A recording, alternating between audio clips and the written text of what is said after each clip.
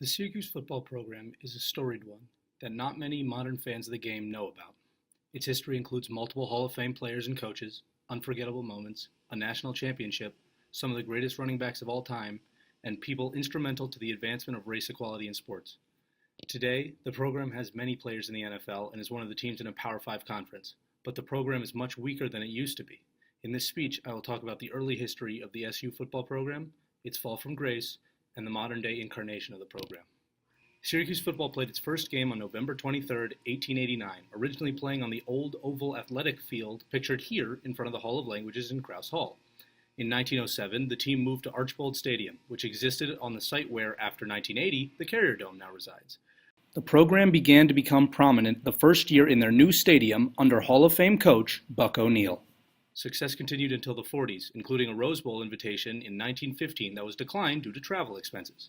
When Coach O'Neil retired in 1949, he was succeeded by the best coach in Syracuse history, Ben Schwartzwalder. Schwartzwalder was a veteran who earned honors during the invasion of Normandy. His training as a coach became known as the Football Boot Camp. In 1953, Syracuse made the Orange Bowl, their first bowl appearance. Then, in 1957, they made the Cotton Bowl behind one of the greatest running backs of all time, Jim Brown. Brown is the only person in history to make two professional sports Hall of Fames, football and lacrosse, and he continues to hold multiple NFL records to this day. Brown was the first famous Syracuse player to wear the number 44.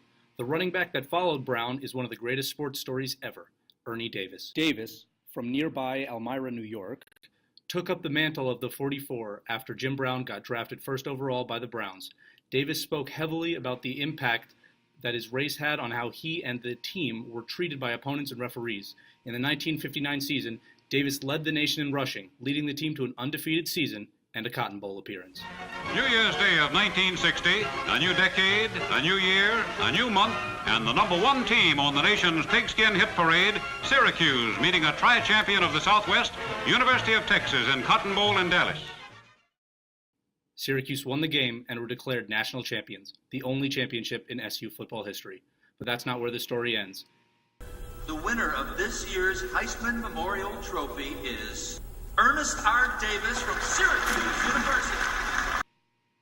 Davis became the first African-American player to win the Heisman, breaking the color barrier and opening up more opportunities for African-Americans in football.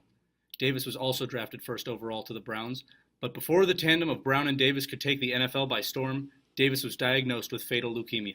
He died before playing a snap in the NFL. His life story was made into a movie entitled The Express in 2008. The 44 following Davis was Floyd Little, who also made the NFL Hall of Fame after winning a Super Bowl with the Denver Broncos. At Syracuse, Little was backed up by Larry Zonka, another NFL Hall of Famer, and Tom Coughlin, who would go on to become the head coach of the Jacksonville Jaguars and eventually the New York Giants, leading them to 2 Super Bowls. The program suffered a downturn for about a decade after Schwartzwalder retired, but then again rose to national prominence under coaches Dick McPherson and Paul Pasqualoni, with notable players of the era including Donovan McNabb, Marvin Harrison, and Dwight Freeney, among others. The team had 14 straight winning seasons in the Big East until 2001. So that's the early history of the program, but what happened to make the program fall so far? Penn State's pounding of Syracuse last week. That was just the latest humiliating blow to a once proud program. Syracuse used to be a supreme power in the Northeast. As recently as 2001, they had their 14th straight winning season. But lately, Syracuse is a laughingstock. Greg Robinson is 7-31, more than half those losses by 3 touchdowns or more. He's overseen the only 2 10-loss seasons in school history. Every Saturday is very public pain. The fall from grace was started in 2004 when new AD Darryl Gross fired Pasqualoni and made the most damaging decision to the program, hiring then Texas defensive coordinator Greg Robinson. Robinson coached from 2004 to 2008, doing a remarkable amount of damage to the program in just 4 years. Last year, the NCAA vacated exactly half of Greg Robinson's wins at Syracuse. Know how many wins that left him with? 5. Robinson officially won 5 games at Syracuse in 4 years, ending with a winning percentage of .119. His predecessor's winning percentage was .630, the best in Syracuse history. After the 2008 season, Robinson was fired and replaced with an ex-Syracuse player, Doug Marrone. Marrone did an excellent job, leading the team to the first Pinstripe Bowl in Yankee Stadium in 2010, the team's first bowl appearance since 2004. The team continued to have moderate success until 2013, while having notable NFL draftees Chandler Jones, Justin Pugh, and Ryan Nassib. Then Marrone abruptly left to go coach the Buffalo Bills. With Marrone bringing the only success since the Pasqualoni era, the program tried to keep consistency by hiring Marrone's defensive coordinator, Scott Schaefer, the day after Marrone's departure. The first season, it seemed like it worked. Schaefer's team won the Texas Bowl over Minnesota after going 7-6 in the regular season in what was Syracuse's first year in the ACC. After the first year, however, things went downhill fast, going 3-9 the following year and then 4-8, including an 8-game losing streak the year after that. Scott Schaefer was fired in 2015. Now we've made it to the modern day. After Schaefer was fired, Dino Babers, the former head coach at Bowling Green, was hired. Dino Babers is the first African-American head coach in SU football history. Babers brings the up-tempo offense made famous at Baylor to the Dome, with Syracuse currently having the fastest time between plays in the country. This season, Babers led the team to its first win against a ranked opponent since 2012 with a win over number 17 Virginia Tech.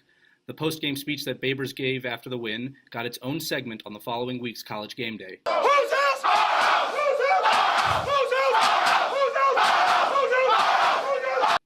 So, in summation, Syracuse's football program has had a lot of notable history. Buck O'Neill, Ben Schwartzwalder, the 1959 National Championship team, Jim Brown, Ernie Davis, Floyd Little, Dick McPherson, Paul Pasqualoni, Donovan McNabb, among other fantastic players and moments. But the program took a step back when Darryl Gross hired Greg Robinson, who only got 5 official wins in his 4-year Syracuse tenure. The program looked to be getting back on the right track under Marrone, but he left for the NFL abruptly, and his success collapsed under Scott Schaefer. Today, Dino Babers is trying to get the program back to national relevance. I'm hoping that Syracuse can make it back to the limelight and enjoy success like we have before.